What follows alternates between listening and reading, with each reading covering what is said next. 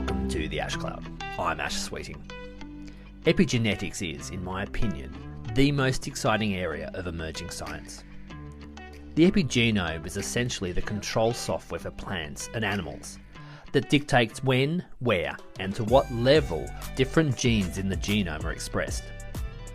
Moderating the epigenome has the potential to upgrade crops in real time during the actual growing season, to adjust photosynthesis and warn crops of upcoming droughts, diseases, and other threats.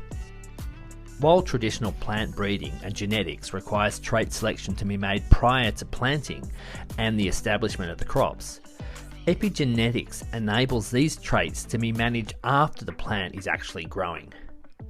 Today we are joined by Travis Bayer, who recently founded Decibel Bio, to develop spray-on epigenetic instructions that enable a new level of control over crop traits. Travis, thank you very much for joining me today. Ash, thank to you. Great to be here. So you're working on the epigenome and for agriculture and food production. Firstly, do you want to just give us a bit of a background on what the epigenome is for the people who aren't so familiar with it? Sure. So epigenetics is a really interesting field that has really started to accelerate over the past 5 to 10 years. And when we're talking about the epigenome, we're really talking about a pattern of chemical marks on top of the DNA in the genome. So this is called DNA methylation. And what that means is it's almost like a chemical watermark that is at certain parts of the genome around certain genes. And the reason that plants have this mechanism is they use the epigenome basically as control software for the plant. The epigenome is really dictating when and where and to what level different genes in the genome are expressed in terms of what tissues, what developmental period. Sometimes you have expression in response to different environmental stresses. So the epigenome is this really fascinating control software, control system for the plant. And it's one that we don't yet know all that much about. We're learning a lot over the past couple of years, but the epigenome code is not nearly as well characterized as the genetic code. So to get that right, you've got the fact that the DNA or the genome, that's hard coded. That comes from when the plant is seed is pollinated, or when an egg is fertilized in an animal situation, and then it stays. That's hard coded. But the epigenome kind of sits on top of that, and it determines how those genes are expressed. And one of the things I think about, and whether I'm 100% accurate in this or not, you can inform me. But you have people that say at a young age will have eyes of a certain color or hair of a certain color, and then as they get older, aside from going grey, which is a different perspective on the hair side of things, but as they get older, they will change. And what's happened, their DNA hasn't changed. They haven't had a change in their DNA from, say, blue eyes to brown eyes. But the way the genes that express eye color have been expressed has changed. That's kind of that epigenetic layer that's kind of means that you can have these changes to these outcomes without actually having to change that hard coding DNA. Yeah, that's right. It's sort of, the epigenome is a bit of a more flexible system than DNA. You're right. DNA is sort of the hard-coded recipe. If you're talking about genes, it's, how to make a certain protein. The epigenome is really what levels of that protein to express, how much activity that certain pathway should have. And so it is more malleable over time and over generations. And I guess that leads to, this science is fascinating. But how do you turn that into an outcome, a product, an improved food or vegetable or crop? Yeah, so that's what we're trying to do at Decibel. We really looked at crop science and crop improvements and thought, what is really lacking are the tools to upgrade crops in real time during the season. And so if you imagine, I'm backing up a little bit here. If you imagine breeding, right? Breeding is continuously selecting the genome. It's selecting what DNA is there and what traits you want a plant to have. But imagine that you're planting a garden and you're planting a certain type of tomato. Maybe it's a cherry tomato, and halfway through the season you decide you want another type of tomato. Well, you're kind of stuck with the seed you bought because that's the genetics and it's fixed. So what we're trying to do at Decibel is say, okay, can we go in and reprogram the epigenome to actually change plant traits in season, in the middle of the year? And a gardening analogy where you're changing tomato shape is interesting, but imagine now you're a corn grower or a wheat grower and you have a drought coming up. Um, and you really want to reprogram your plant's biology to be more adaptive or more resilient to that drought. That's what we're building. We're building a platform for growers to be able to go in and do that with a product that looks like a foliar spray or looks like a seed treatment. So going back, depending on where you are, what part of the world, and I'm going to use wheat as an example. Hmm. There's long season wheats and there's short season wheats. And if you think of somewhere with highly unreliable rainfall, like say Australia, but very lots of sun, at the end of spring, most of the wheat is ready and ripe, and Hmm. it grows for a very short period of time and harvests and ripens quickly. Whereas if you look across Northern Europe, UK, Germany, France, that sort of area, you're not going to be harvesting wheat until the end of summer or maybe even the beginning of fall. And Right. so you're saying that you could plant potentially plant one of those types of wheat, and then the weather forecasts, which we know long-term weather forecasts are not overly reliable, but they you realize that one, it's going to turn dry, or you're not going to have enough time to ripen, or there's going to be Hmm. storms, or whatever the change in circumstance, and then you can then tweak that variety to actually match the environmental conditions, so you're not going to be have faced with loss of crops or crop damage or whatever the issue. Yeah, that's exactly right. So it's the way we think about it is almost like an over-the-air update for a crop, where you've got your crop in the ground and you see, either through a weather forecast or changing market conditions, that you'd like that crop to do something else. Maybe you'd like higher protein in your beans or your yellow peas. Maybe you'd like higher fiber in wheat. Maybe you see, a period of dry weather coming and you need to upgrade water use efficiency. So that's really what we're building towards, is a tool set for growers to be able to do that, to create that over-the-air update for their crop during the season.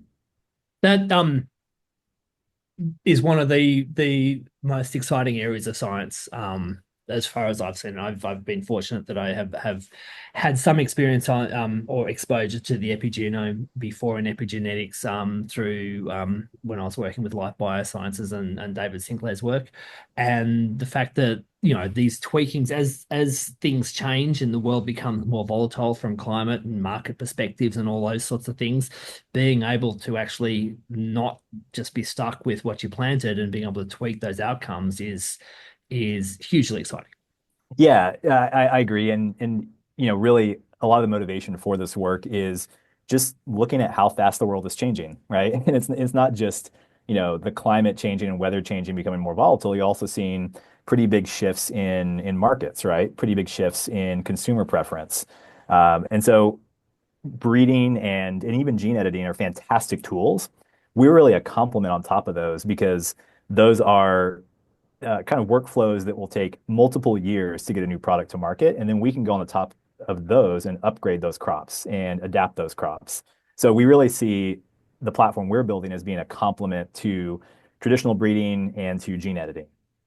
And I guess in the time frame side of things, that all living species have the epigenome and these epigenetic systems. So for perennial crops, Hmm. citrus or almonds or grapes or something like that, where you're stuck with your genetics not just for a year like wheat or corn, but for a decade or two or however long it is, that gives you the ability to change those systems as well. Yeah, absolutely. And I think perennials are an area that is really exciting because, you'll plant an almond orchard, for example, and you'll have those trees in the ground for 7 or 10 years, maybe more. So you can imagine that at the speed that climate and other things are changing right now, 10 years is a really long time in the world and really long in agriculture. So what our our platform will give a grower the ability to go ahead and upgrade that crop, say halfway through that 10-year cycle. So now we've kind of established that there's some really, really cool things that we can do in this space. Um, where do you start? How do you actually turn the fact we know this is possible in this theoretical basis we've been discussing into something that can actually be used by farmers and growers to realize these potential benefits? Yeah, so we are, on the pathway to doing that and to making that real and productizing our platform. So what we started off with a few years ago was really some hypotheses on how we could manipulate and modulate the natural epigenetic pathway of the plant. So all plants have these epigenome pathways, and we were really looking closely at the details of the molecular biology and figuring out could we deliver a molecule or a system to that plant to really target the epigenome in a specific way. And we've done a lot of foundational research. We filed a number of patents on this. And where we are today is really starting to move to the field and prove out a number of different concepts in corn, soy, and a few vegetables. So we're starting off in tomato and lettuce here in California. So really, for all ag technologies, the field is really the where it gets real and where you have to really prove out the value to the growers. So we're just at the beginning of that journey today.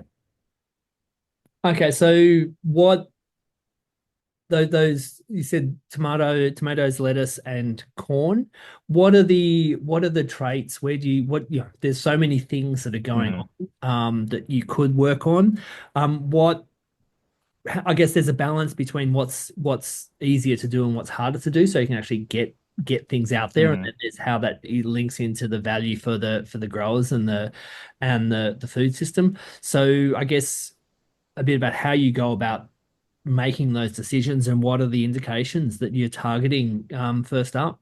Yeah. So when I think about broadacre row crops like corn and soy, for me, it really comes down to yield and resilience and efficiency. So, and they're all interrelated in a way. Yield is really looking at can we get as much grain out of a single acre as we possibly can, which is linked to efficiency, right? Can we put in fewer inputs in terms of water, fertilizer, crop protection products like pesticides, right? Can we ramp those down while still improving productivity? And then resilience to changing weather, right? Abiotic stress is a big one. We're seeing longer periods of dry weather. We're seeing longer periods of hot weather. We're even seeing some strange situations in the Midwest past couple of years where you'll have a season's worth of rainfall within a couple of days. And what that does is that's basically stripping nutrients out of the soil. So there's sort of that I'd say that's the three legs of a stool of yield, resilience, efficiency. And there's a number of different pathways and targets we can look into on those. I'd say on the veg side, more on the specialty side, there you have a similar situation, but I'd say a bigger kind of component of vegetables and specialty is quality, right? If you're thinking about shelf life, if you're thinking about nutrition, you can think about flavor and texture and appearance. So you have this sort of, I'd say, different space in vegetables where a lot of those are much more consumer facing versus row crops and commodities. They're really more about output. And have you made the decisions on what you're actually looking at trying to address fast, or is that part of where's your research in, can you kind of unpack that a little bit if you say looking at that yield efficiency resilience in Mhm. corn, what from the grower's perspective, what are they gonna how are they gonna see this? What are they gonna be trying to impact in terms of changing that trajectory? Yeah, so what we're putting out into the field this year is you can think about this like a pipeline, right? We're starting with a big top of the funnel, and we're going to test and prove out what works and what doesn't. Because, like anything in pharma or biotech or agriculture, a lot of the concepts you put out there, might not work as well as we would hope. So the things we're putting out in the field in corn this year are we have a lot of pathways around yield, basically pushing more photosynthesis into the grain, basically getting more grain per unit land. We have a number around disease resistance, so especially foliar pathogens, tar spot, gray leaf spot, southern rust, the types of things that you would typically spray a fungicide on. We're looking to see, can we actually boost the plant's native immunity and make it resilient to those pathogens without having to spray fungicide? And then we have a number of different concepts around droughts and water use efficiency. So those are the big ones in corn. So in some ways, is it the way I'm thinking about this, just trying to, understand it is it's a bit like communicating with the actual genes Mhm. in the plant. And from a disease perspective, it's like rather than just the disease comes along and suddenly the plant's blindsided by it, is you're telling the plant that disease X is here, you need to change whatever metabolic pathways X, Y, or Z, because that's going to give you a resistance, and you're communicating so the plant develops that innate resistance. So one, you're mitigating the impact of disease on yield and income and all those sorts of Mhm. things, but you're also negating the need to actually use pesticides because the plant's dealing with it themselves. Right. Yeah, then that's how we think about it as well. It's really, going back to the software analogy, we're effectively downloading new information to the plant. We're saying, in advance, there's disease pressure coming or there's drought coming. What we're doing is giving the plant effectively new information. We're augmenting its intelligence because we have the benefit of forecasts and models that can tell us what's happening. But we're giving that information to the plant so it can be more resilient itself and not have to rely on, another pesticide spray or another irrigation pass. And for that to be effective, it has to happen quite quickly. If it's going to take 6 weeks for the plant to change its metabolism, the disease impact's already going to be come and Mhm. gone. So, Right. how long does it take for these? I imagine it's small molecule type things that are using are these communication vectors. Um, how long does Yeah. it take? So what we're doing is we're applying small designer nucleic acids, so a bit bigger than small molecules. And what we see is that when we apply these as a foliar spray, we see changes in gene expression, basically the plant responding within about a day. So it's pretty fast in the grand scheme of a season. And the interesting thing about that is the epigenome mechanisms are they basically make that change in gene expression or that effect long lasting. So we see effects that can last weeks up to the end of the season. So that kind of preempted my what I was going to say next in a way that with some of these things, because if you're saying to the plant disease X is coming along, you need to up your resistance or do Mhm. whatever for that. And then disease X has passed, you don't necessarily want all that energy and nutrients being still directed to disease X. So you might want to then turn that off. So Right, is there, it's a bit like being in the pilot seat right. of a plant because you're actually or driver's seat, you're driving it in a different way. Yeah. Yeah, and that's on our future roadmap is really thinking about that. Could you have a portfolio of different products ready to go where you are adjusting in real time with multiple different applications? I think there's actually some really interesting interactions there with drones and with autonomous spraying, where you could imagine doing multiple passes that don't require a grower to be, in the cab of a sprayer. But absolutely, I mean that's kind of the long-term vision here is you would have a number of different levers to pull to really guide that plant and guide that crop through the season. And I'm guessing also back to that application side of things because Mhm. you need very small quantities of these Right. molecules. So you don't need a big tractor. You can deliver them with something that cost the you just need small volumes that's like a drone that is much faster and more efficient. That's right. Yep. Um, Kind of ducking off to the side a bit, I know that wheat has a much more complex genome than many other plants. Is that one of the reasons why you're not looking at wheat, or is it because it's more difficult, or is there because obviously it's such a major crop, or are there other reasons behind that? No, wheat's definitely on the roadmap as well. I'd say that, we have a pretty, I'd say, strong U.S. focus, given that we're here in California, and for us and for a lot of the U.S. market, corn and soy tends to take the lion's share of the attention. Wheat is an interesting one because it's grown over 50 million acres or so, and that's mostly going to human consumption, where corn and soy, a lot of that's going to animal feed. So wheat is certainly on the list and certainly on the roadmap. So back to the human animal feed side of things, you've got you said these are nucleic acid type of Mhm. molecules, so they certainly wouldn't fit into the pesticide herbicide category when you start knocking on the FDA's door or the EPA's door. Um, and you've probably also got the fact that when you start knocking on the EPA and the FDA's door, they probably haven't heard of epigenetics either. So what's the process in terms of regulation and all that sort of stuff to get these products into the market? Yeah, well, in the US, a lot of regulation is claims based or claims dependent. So really, you start with what the claims of the product are.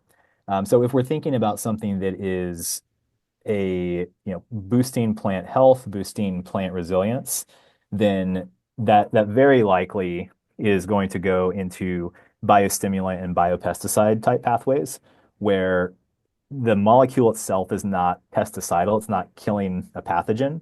It's really improving the plant health. And so it depends a little bit, again, on the claims and on the underlying technology, but really you're looking more at those bio pathways than you are a hard chemistry pathway. And I guess something that comes to mind with that is, if these molecules are biologically active in the target species, how specific are they to target species? If there's a weed that you're going to be boosting the resilience of the weed to the set, if it's an insect pest or something like that as well, or how do you navigate that whole part of it? Yeah, that's the great thing about nucleic acids as an active ingredient or as a technology is they are very, very specific. You can program nucleic acids by specifying what sequence they are to only pair with and only interact with their complement. So this is one of the beautiful things about RNA and DNA. Uh, what we can do is we can design sequences that are only specific to corn, for example, will not actually activate or influence any weeds, won't activate or influence soy, won't blow over to your neighbor's field and influence their cotton crop or whatever it might be. So again, this is kind of built into the active ingredient being nucleic acids, is that we can achieve very, very high specificity. That That's amazing. That's amazing. So in terms of the journey, how far from having something in the market, or what's the forecast or the timeline that you're looking at there?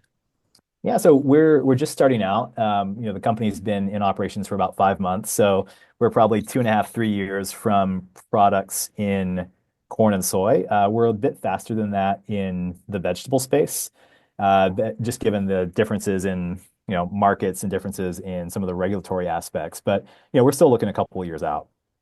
And how do you, when you speak to growers, be they vegetable growers or corn and soy growers, what sort of responses do you get from them about, different ways of, about the potential of this technology? Yeah, there's excitement. I do think that this does on first glance though feel like science fiction, right? It feels sort of out there to think about downloading new information to a crop or upgrading the crop. So I think one of the things that we're going to have to do over the next couple of years as we build these products and get ready to go to market is really a lot of education around this type of science, really figuring out what is the best way to communicate and position these products to communicate the value and also demonstrate the value. So at the end of the day, growers will very, very happily adopt technology that is going to improve their ROI, improve their productivity. But I think it's incumbent on us as a whole field to really, really be transparent about what technology is, what its benefits are, how it works. And that's something that we're looking forward to getting into over the next couple of years is really educating and evangelizing about the epigenome. On on that note, are there other people doing, epigenetic work? There's bits and pieces of stuff in terms of humans, in terms of looking at epigenetic clocks and longevity and Mhm. aging, but it's not really um trying to tweak the epigenome in the same way. Are there potential allies out there, or competition, I guess, in Mhm. in this space? Because it is such a relatively unheard of space, a new space for many, many people. Yeah, there's a pretty robust academic community that's been looking at plant epigenetics for a long time. And we're seeing some really, really exciting things come out of that community over the past couple of years. We have heard of a few other small companies that are looking into this and some that have, I would say, dabbled in epigenetics a bit. We think of ourselves at Decibel as being one of the very few pure play plant epigenetics companies.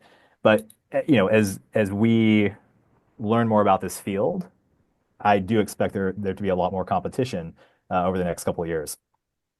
And what's the vision for the future?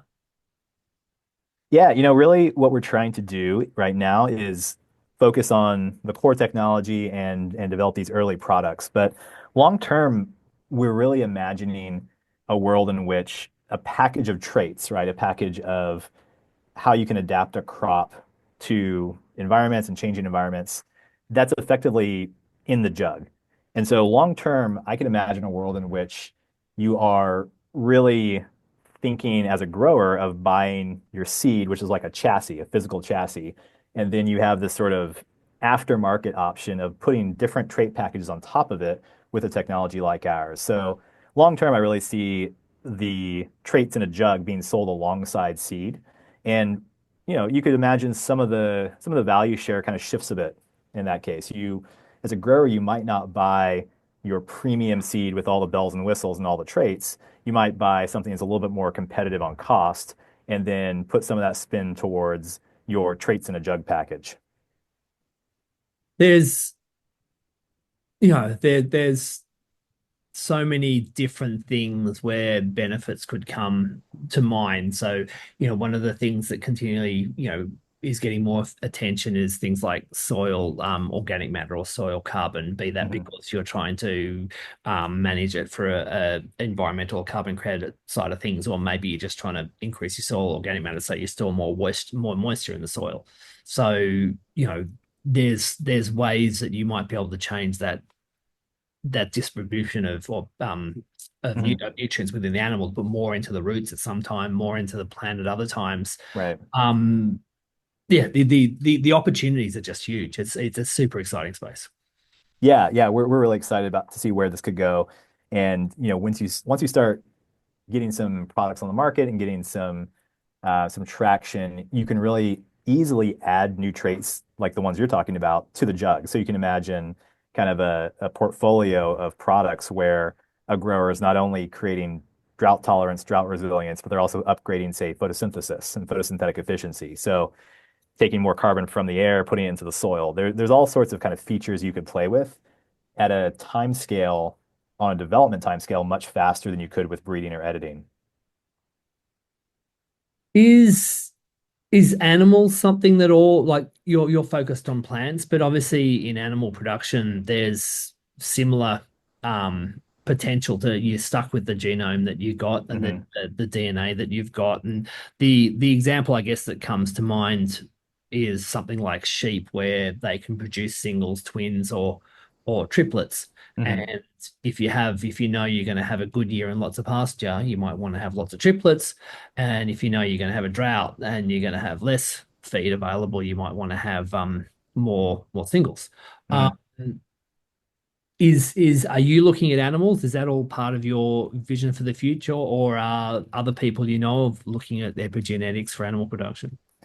Yeah, so we're not looking at animal health, and that's really because the pathways that we're interested in are only found in plants. So they're highly conserved in plants, but not found at all in animals and humans. I do know that there are a number of venture-backed companies looking at the human therapeutic side. So can we reprogram the human epigenome? I'm not familiar with many in the animal health space, but I think it's a fascinating area. So I guess two things. One is, the epigenome is it's part of nature. It's been around for hundreds of millions of years. We've only just learned about it recently. So what are the technologies, I guess, that have enabled us to actually being able to understand biology at this resolution, so we can start, being able to try and develop products like you're doing? Yeah, one comes to mind, and we're big users of this and relatively early adopters, which is long read nanopore sequencing, where we're now able, as a field, to look at native DNA, so take genomic DNA and not have to do any amplification or modification, and run that through a device that has a nanopore that can read out the different bases, A, T, C, G. What it can also do is read out when that cytosine, that C base, is methylated, which is the chemical mark I was talking about earlier. So you can get very high resolution maps of the genome and the epigenome at the same time. And what we've done internally here at Decibel is we've used that to start sequencing literally hundreds of different lines of a variety of crops and start to assemble a picture, effectively a pan epigenome of where methylation patterns fall line to line, variety to variety in a particular crop. And now we're starting to use a lot of machine learning and AI tools to start to pull learning and insights out of that big data set. So I'd say those are the two big things we're using quite a bit of are long read nanopore sequencing and I'd say limited focused AI tools to really make sense of the epigenome diversity across a species. Am I correct in my understanding? This comes more from the human space that the methylation changes as we age. So, in some ways, it's a bit like a genetic memory of certain things that our body's gone through. And if you've gone through certain genes have been activated, you may end up with methylation on those genes for the rest of your life. And that means it's you can adapt to whatever you've had to adapt to. So Mhm. is that true that it does change with age? Yeah, that's certainly true in animal systems. There's actually a paper coming out pretty soon from Ben Williams' lab up at UC Berkeley that shows there are similar mechanisms in plants. You can actually see age-dependent DNA methylation. What we found, though, is it's not, there's some forms of methylation which are very, very stable, which don't change through either a plant's lifetime or in multiple generations. We've also seen DNA methylation that's very environment responsive, basically that shifts as, as the weather changes. And then you also have this other category of biological age dependent methylation. So it's a really fascinating field because there's a lot of nuance and a lot of complexity to it. So I imagine when you're doing gathering this data and running these AI models, you'd also want to be, the ones that change with environmental response. You'd want to actually understand the Mhm. links between the very different methylation patterns and the different, be that drought or flood or whatever the extreme heat or whatever that environmental situation is. Because that would be something that you're sort of navigating as well. Yeah, absolutely. And a breeder will often talk about G by E or gene by environment interactions. We're thinking of this as gene by environment by epigenome, G by E interactions. So there's a lot of interplay between the type of methylation, the type of environment, and even the genetic background. So this really does get into a space where you do start to need machine learning models to start to make sense of it. It's often not simple enough for humans to intuit the complexity. So I guess that leads to where, what's needed to accelerate the development and commercialization of because I think back to the big picture, Mhm. having the ability to control crops like this, will decrease the use of pesticides. It'll you fertilize a lot of the issues that are causing environmental degradation from our cropping systems will be greatly reduced. Food supply can be increased. Farmer incomes can be increased. So there's not really many, and they're specific. So there's not toxicology type issues coming as well. So there's you know there's not many downsides. I Mhm. guess firstly, are there any downsides to the whole thing apart from the time and effort to get it into the market that you have to navigate? No, not really. I mean, I'd say that going to back to one of the barriers is, we have a platform that can go in and specifically control the epigenome, right? There's some other platforms out there as well. But I think that the big challenge is starting to become, okay, if you have a tool to do that, where do you go? Where do you tune? Where do you actually go and manipulate the epigenome in a crop? This is not dissimilar from the issue that folks in gene editing face, right? You have a tool to go in and make specific base changes. What do you change? And so really linking that conceptually from the trait you want to where in the genome you want to tune the epigenome, that's a big question. And that's what we're really trying to tackle with a lot of high throughput, high resolution nanopore sequencing. And we're also tackling that with using, I'd say, narrowly focused AI tools on that data set. So I see that, as time goes on, the cost of sequencing drops, the cost of, basically the cost of AI, whether it's model building or inference, that falls. I think that's going to let us as a field do a lot more in this space. And what's needed other than the cost? Is there any new technologies? Is there enough investment going into this space? Is there anything else that's needed in this space to help you accelerate? Those are the big ones. I would say that the other piece to this is something that I know a lot of different groups have worked on, which is higher throughput phenotyping, right? Understanding, almost at a plant by plant level, how is that plant responding to a different environment or different product? And, that gets into all sorts of cool areas around looking at the soil microbiome, looking at the plant genome, the plant epigenome, looking at plant architecture with drones or even satellite imagery. So there's a lot of work going on to sort of characterize how plants respond to a given environment or a given product. And I think that's the last piece of the puzzle here that we would then kind of snap together with our epigenome models. So on that, like with plants and animals, the microbes will also have they have an epigenome and they have the same kind of, the way the genes are expressed and are regulated by molecules such as the ones we've been talking about. Yeah, it gets a little different in microbes. But yeah, they're I would definitely consider the microbial world as a factor that needs to be considered here when you're thinking about that complex interaction between genome, epigenome, environment. I would add microbes into that environment as well. So,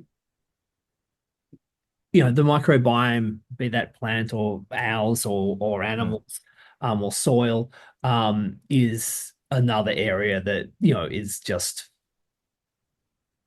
we're only just scratching the surface in terms of how big an impact it has Mhm. on basically everything in our lives.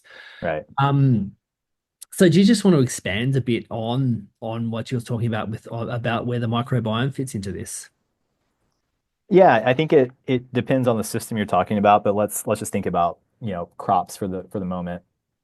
Um, at my first company, Sound Agriculture, we spent a lot of time thinking about how nitrogen fixing bacteria in the soil, not associated with a plant like soybeans, but say in the soil around corn, how we could actually get those microbes to be more active and associate closer with corn roots to basically fix nitrogen from the air and pass that to the plant.